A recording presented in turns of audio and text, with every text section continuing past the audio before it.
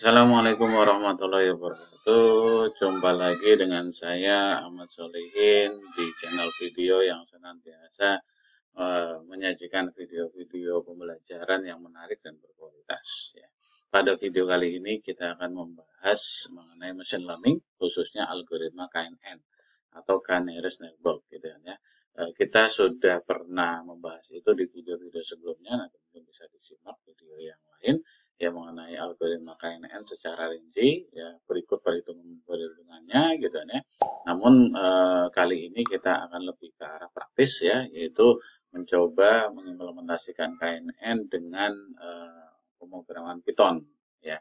Itu merupakan salah satu pemrograman yang populer di bidang machine learning ya. Overview sedikit mengenai KNN ya. KNN ini merupakan salah satu metode yang termasuk dalam instant classifier. Artinya proses klasifikasinya itu dilakukan secara instan, bukan membangun model terlebih dahulu. Ya, sebuah fitur baru akan dimasukkan ke kelas tertentu berdasarkan tingkat kedekatan fitur tersebut dengan fitur-fitur yang lain atau sering disebut sebagai fungsi atau metode ketetanggaan gitu ya, atau kedekatan ketetanggaan. Nah, tetangga terdekatnya itu berapa gitu ya, akan dilihat gitu kan ya. Nah, itu tergantung nanti nilai K-nya yang digunakan. Kalau misalnya nilai K-nya 3, maka tetangga terdekatnya yang dilihat adalah 3 tetangga terdekat. Nah, itu tentunya akan berbeda pada saat nilai K-nya 6 ya, maka tetangga yang dilihat adalah 6. Nah, ini akan sangat mempengaruhi hasil dari klasifikasinya. Ya, di sini contohnya pada saat 3 ya, pada saat 3 itu ternyata kelasnya adalah kelas B. Pada saat K-nya 6, ini kelasnya menjadi kelas A gitu kan ya, karena tetangga yang dilihatnya berbeda. Kemudian ini cocok untuk data yang besar maupun kecil, jadi pada saat datanya terbatas mungkin KNN ini masih cocok gitu kan ya, mungkin di bawah 100 pun masih oke. Ya, tentunya semakin besar akan komputasinya semakin lama ya, tapi juga mungkin akurasinya akan semakin baik. Kemudian kelemahannya adalah sensitif terhadap data redundant. Data redundant ini adalah data yang double dengan fitur yang sama, dengan ciri yang sama, ada dua data yang sama, itu akan mempengaruhi hasil klasifikasinya. Nah, solusinya adalah dengan menghilangkan data redundant tadi, ya, misalnya dengan remove duplicate ya.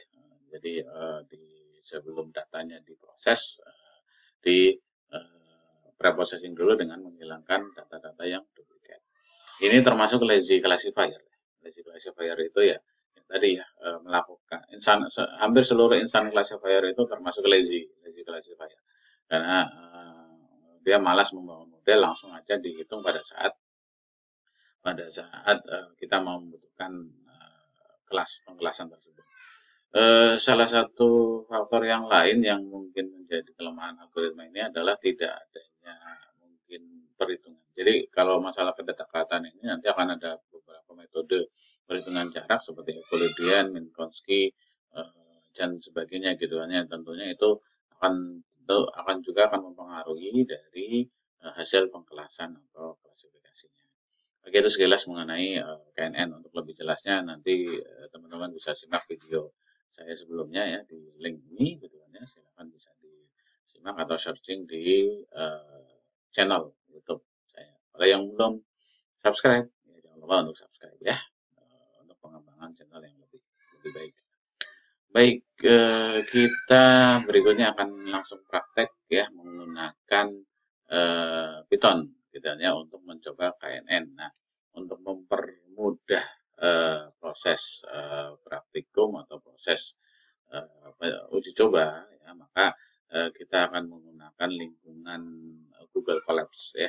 Walaupun untuk mencoba Python tentunya teman-teman bisa pakai Jupyter di Jupyter Notebook gitu ya, yang diinstal di komputer masing-masing secara offline atau pakai secara manual gitu kan ya, menggunakan editor yang mungkin teman-teman nyaman di sana ya. Tapi kali ini ya, untuk mempermudah kita akan menggunakan Google Colabs ya. Baik. Oke, pertama teman-teman untuk menggunakan Google Colabs cukup memiliki akun Google ya atau Gmail lah gitu ya.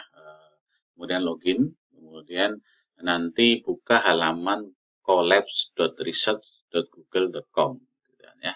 Ini tinggal buka ke situ, nanti akan diarahkan, kalau pertama kali akan diarahkan ke halaman kurang lebih seperti ini gitu kan ya. Saya coba refresh ya, tampilannya seperti apa. Oke. Ini ada penjelasan mengenai apa itu Google Collapse dan sebagainya gitu kan ya. Ini silahkan mungkin bisa dibaca-baca gitu kan ya. Intinya kelebihannya adalah kita tidak perlu menginstal apapun ya. Kemudian kita juga disediakan nanti mau coba-coba graphical processing unit juga bisa, mau sharing ke orang lain juga gampang. Jadi itu beberapa kelebihan utama dari Google Collapse ini. Nah, saya sudah mencoba membuat ya urutan atau rangkaian praktikumnya untuk mencoba algoritma KNN.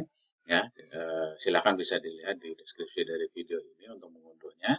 Lalu kita buka dengan Google Collapse. Ya, sebenarnya bisa ya, bisa langsung saya share linknya, tapi saya mencoba untuk memberikan apa ya, mungkin pembelajaran gitu ya, bagaimana kalau misalnya kita mendapatkan file notebook ya, disebut notebook ya kalau Google Collapse nanti ininya filenya. Kalau dalam Jupyter juga sama ya, Jupyter Notebook itu kita dapatkan dari luar, kemudian kita mau buka di Google Collapse ya. Oke, kita tinggal open, saja notebook, open notebook. Ya. Kemudian karena belum ada di sini, ya, kita upload. Ya, kita upload, jadi teman-teman tinggal upload dari file yang mungkin sudah diunduh ya. Lihat di deskripsi. Kemudian di situ saya mau mencoba KNN, ini labs-nya. Kemudian kita upload, dia ada proses uploading. Kita tunggu sebentar.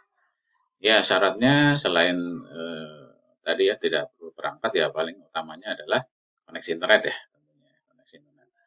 Baik, ini adalah pengantarnya. Saya kasih pengantar, ada beberapa package yang perlu kita load nantinya. Ada NumPy, ada Matplotlib, ada Pandas, ada Scalon, ada Ethertools dan sebagainya gitu ya. Dan beberapa mungkin paket pendukung lainnya. Nah, untuk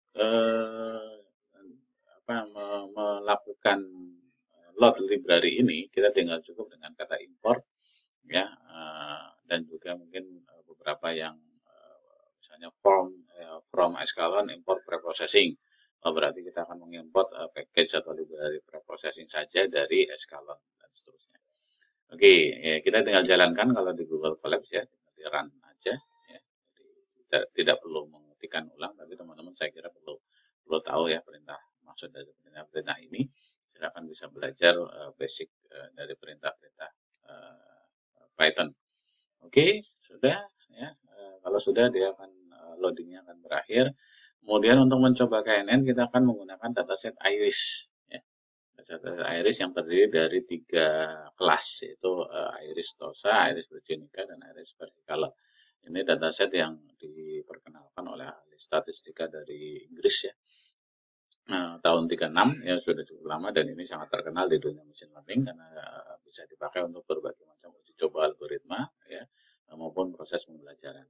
Ada 4 atribut atau fitur, yaitu sepal length, panjang kelopak, ada sepal width, lebar kelopak, ada petal length, panjang bunga, dan juga petal width atau lebar bunga ya dalam sentimeter ya. Nah, ini bisa diunduh sebenarnya di apa namanya, Scalon ini gitu kan ya, sudah ada gitu kan ya, atau di Python itu sudah menyediakan dataset, tapi kita akan coba mengunduh dari luar ya. Nah, suatu saat mungkin Anda perlu ketemu dataset dari luar dan kita mungkin mau meload ke Python ini gitu kan ya, itu bisa dilakukan secara langsung ya. Misalnya saya mau dari halaman GitHub saya gitu ya, iris.csv, bentuknya CSV ya. Kita tinggal pakai widget ya, di dalam Google Collapse ini ya, widget iris.csv ini adalah file yang nama file penyimpanannya, dan ini adalah nama file link. Kita tinggal run aja, nanti akan ada notifikasi ya 100% berhasil, sudah download dengan nama iris.csv. Jadi kita seolah-olah punya nama file iris.csv. Lalu dari iris.csv ini kita load ya, kita load ke editor ini ya, Python ini gitu ya, dengan PD ini adalah pandas, kita menggunakan pandas ya untuk salah satu library dari Python gitu ya, yang bisa kita pakai untuk melakukan data analisis ya, oke. Ya, dengan perintah read csv ya. Kemudian kita running. Kalau df.hit ini menampilkan data cuplikan data ya, 5 data. Kalau mau cuplikan data keseluruhan ya, bisa pakai df saja tanpa hit. Nah, kita bisa langsung ngedit di sini ya. Nah, kalau df saja ini dicuplik 5 pertama dan 5 terakhir ya. Jadi seperti ini. Ya, total ada 150 rows dengan 5 kolom. Ya. Oke, itu ini kolom-kolomnya. Ya. Berikutnya adalah visualisasi dan analisis data. Kita coba misalnya kita ingin tahu ya per label ini ada berapa sih datanya gitu ya, kelasnya gitu ya. Kita tinggal pakai value cons ya. Kita coba running. Ya, ternyata akan ada 50 iris versi Nika, 50 iris Tosa, dan 50 versi color. Ya, ini seimbang ya, balance gitu ya. Nah, kita juga bisa menampilkan kolom histogram dari masing-masing kolomnya. Misalnya kalau saya mau menampilkan nih sepaleng ini distribusinya bagaimana sih gitu ya. Tinggal pakai df ini objek ya, data frame ya. Yaitu data set yang mungkin tadi di load ya. Kemudian histogram, tampilkan dalam histogram dengan kolomnya adalah sepal length cm. Nah, ini adalah kolom yang ingin ditampilkan. Bitsnya ini ada berapa histogram ya. Oke, kita coba running. Set. Nah, saya seperti ini. Kalau mau misalnya 10 histogramnya ya, bagi dengan 10 ya, maka nanti akan jadi seperti ini gitu ya. Itu yang tentunya ini apa namanya sesuai dengan kebutuhan visualisasi. Lalu untuk kita bisa memproses dataset ini, kita perlu mengubah ke dalam formatnya si NumPy. Ya. Nah, sehingga kita ubah yang tadinya dalam bentuk data frame, ya di perintah ini ya, perintah pandas itu untuk mengolah atau menganalisis data gitu ya. Selanjutnya kebetulan library yang kita pakai itu ada di SilentKit ya. Nah, untuk itu kita akan ubah ke array NumPy karena SilentKit itu meminta array dalam bentuk NumPy. Ya, oke, kita ubah misalnya gini, ini hanya untuk melihat kolomnya saja gitu ya. Sepal length, sepal width, petal length dan petal width ya, biar tahu ininya label atau kolomnya namanya apa saja. Lalu kita bisa ubah ke NumPy ya, salah satunya dengan ini ya. Jadi sepal length, sepal width, petal length kita ambil values-nya. Dan ini hanya cuplikan datanya saja untuk memastikan datanya benar ya. Kemudian X itu dimasukkan ke X ya, semua dimasukkan ke X ya. Kemudian kita masukin ke Y juga labelnya, jadi dipisahkan labelnya dengan values ya. Jadi df label.values gitu ya, juga sama .values. Nah, ini akan masuk ke dalam array NumPy-nya si SilentKit ya, Python lah. Lalu kemudian kita lakukan normalisasi data. Gunanya buat apa? Karena nilai ini rentang nilainya bisa jadi berbeda-beda. Nah, KNN itu berdasarkan kedekatan. Kalau misalnya nanti tidak ternormalisir datanya, mungkin hasilnya tidak terlalu valid atau nilainya akan bisa jadi akan terlalu luas rentangnya. Sehingga kita bisa melakukan normalisasi data dengan di sini kita gunakan pakai package atau fungsi standar scatter ya dari variable preprocessing yang sudah disediakan. Kita run ya, sehingga nanti hasil normalisasi datanya adalah seperti ini. Ya. Oke, nah, kemudian data sudah siap. Berikutnya adalah kita bagi data tersebut menjadi data training maupun data testing. Sebenarnya ada beberapa skenario yang kita bisa pakai dalam pembagian data ya. Intinya sih harus dipastikan bahwa satu algoritma pada saat kita mau menguji itu tidak boleh kita uji dengan data yang sama, karena dengan data yang sama itu nanti ya jeruk makan jeruk gitu ya, sehingga kita pisahkan dulu menjadi data training dan data testing. Nah, ada yang pakai mekanisme A, jadi data training dibagi hanya dua, ya. Ada yang pakai B, data training, data validation, data testing.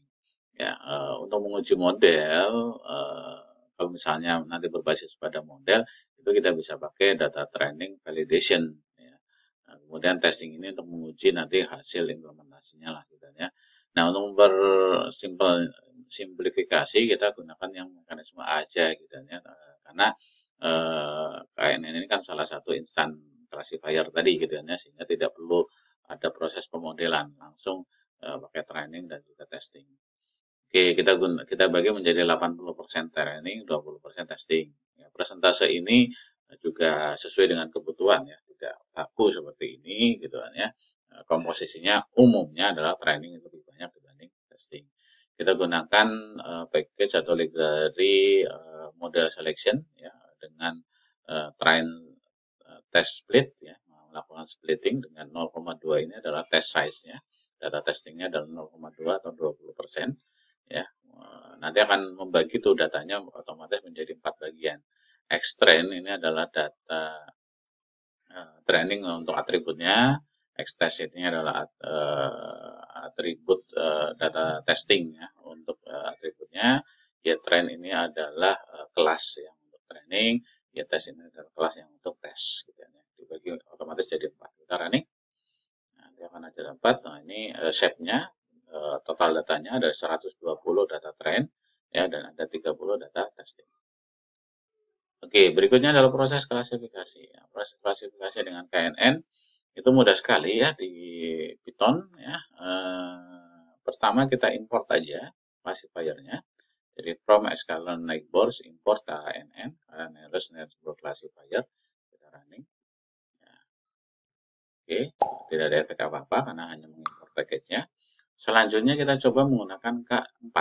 Ya, K4 ini K sama dengan 4, kemudian KNN kita panggil kelasnya, N neighbors itu sama dengan K, sama dengan 4 tadi.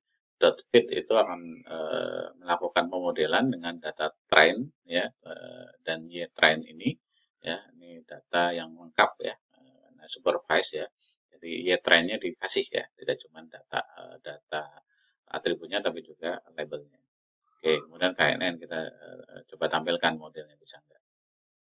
Oke, nah ternyata ini hanya menampilkan modelnya saja gitu ya. Oke, algoritmnya auto matriksnya Minkowski. Jadi kalau mau mengganti matriksnya tinggal masukkan parameter ini ke sini ya, dan ekor ini ya.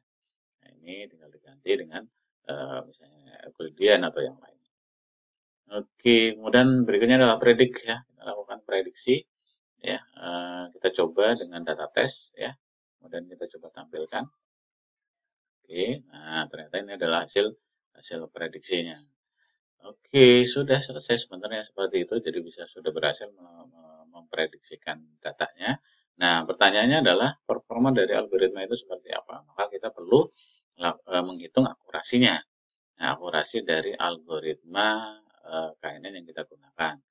Nah, sederhananya sebenarnya untuk menghitung akurasi tinggal memperbandingkan ya antara hasil prediksinya dengan hasil dari aslinya, label aslinya, antara label hasil prediksi dengan label atau kelas hasil aslinya, aktual kelasnya. Nah, di SilentKit atau di Python kita sudah tersedia package yang namanya matrix ya. Jadi kita bisa menghitung akurasi skornya langsung di sana dengan memperbandingkan antara ininya apa namanya data tes gitu kan ya, yang hasil dari proses deteksi algoritma dengan hasil sebenarnya atau label sebenarnya. Di sini ada dua, train test akurasinya kita bisa cek, kemudian test set akurasinya kita bisa cek juga. Nah, ini yang realnya adalah yang ini. Kalau yang atas itu kan ini diuji dengan data yang sama gitu ya. Itu akurasinya masih lebih tinggi gitu ya. Nah, sedangkan ini adalah diuji dengan data tes tadi. Oke, berikutnya silakan ini teman-teman bisa latihan di sini langsung dituliskan kodenya untuk mencoba model KNN baru dengan K5 dan juga K3. Nah, ini tambahan aja gitu kan ya. Nah, nilai K yang terbaik seperti apa gitu kan ya. Nah, ini contoh kita mau mencari nilai K terbaik ya dengan melakukan uji coba tentunya ya dari K1 sampai 10 ya. Nah, nanti pada saat kita running ya ini akan melakukan uji coba terus-menerus gitu kan dengan nilai K tersebut gitu kan ya. Ini ternyata hasilnya adalah oh ada yang dapat akurasi 0,9, ada 0,93 dan seterusnya. Lalu kita bisa menampilkan grafiknya. Ya. Nah, grafiknya seperti ini. Nah, ternyata ada naik turunnya dan nilai K terbaik itu ada di 2. Ya, kenapa 2? Karena ini adalah semakin kecil nilai K itu akan semakin cepat algoritmanya, semakin banyak akan semakin lambat, tapi sehingga nilai akurasinya itu terbaik itu pertama tercapai di 2 sehingga ini 2 ini yang dipilih. Ya, sedangkan yang ini bisa digunakan juga ya, ke sana itu ternyata statis ya. Jadi mau berapapun nilai nilai ketetanggaannya akan tetap akurasinya sama gitu kan ya. Jadi biasanya kalau mau dipilih ya 2 atau 4 ya. Nah, ini kita pilih misalnya 2 ya, yang lebih kecil lebih baik, lebih cepat ya. Oke, baik, saya kira itu mudah-mudahan bermanfaat memberikan gambaran bagaimana implementasi KNN di Python ya, dalam hal ini kita menggunakan Google Colabs. Ya, mudah kan? Saya kira mudah ya. Terima kasih, mudah-mudahan bermanfaat. Sampai ketemu lagi.